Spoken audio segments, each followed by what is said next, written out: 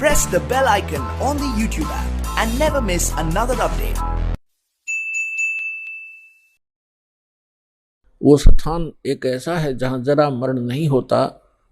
वहां जाने के बाद प्राणी फिर लौटकर कभी संसार में नहीं आते, और वहां जरा और मरण नहीं है, वृद्धावस्था और मृत्यु नहीं है। और यहां दोनों डेफिनेट है। यदि मृत्यु भी है और वृद्धावस्था भी है, लंबी उम्र होगी तो वृद्धावस्था है, बीच में मर गया तो 100 पहाड़ टूट जाए परिवार के ऊपर, कमाने वाला एक था, बच्चों का क्या होगा, वह मौत भी, वह तो वृद्धावस्था तो बूढ़ी मौत होगी। कहने का भाव ये है, जब तक हम परमेश्वर की शरण में नहीं आते तब तक हम काल की रेंज में रहते हैं, और जब हम कबीर भगवान की शरण में आ जाते हैं हम काल की रीत से बाहर हो जाते हैं।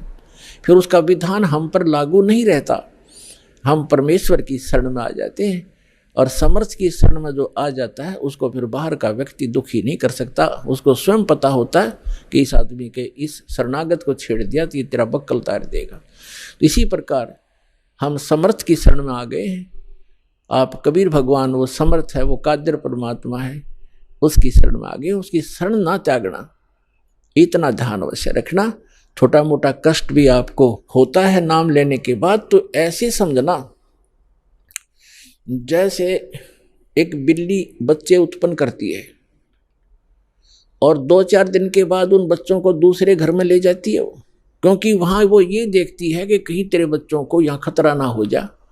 और इस बात से उसके बच्चे भी परिचित होते हैं कि हम अपनी माँ के संरक्षण में हैं, और वो उनको जबान अपने मुख से पकड़ती है। उसके तीखे दांत होते हैं बिल्ली के, तीखे, और उनको पकड़ती है।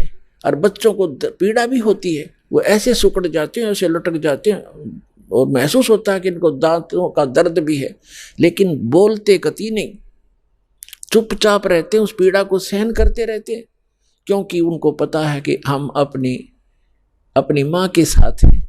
ये थोड़ा बहुत कष्ट भी है तो हमारा जीवन रक्षा हो रही है।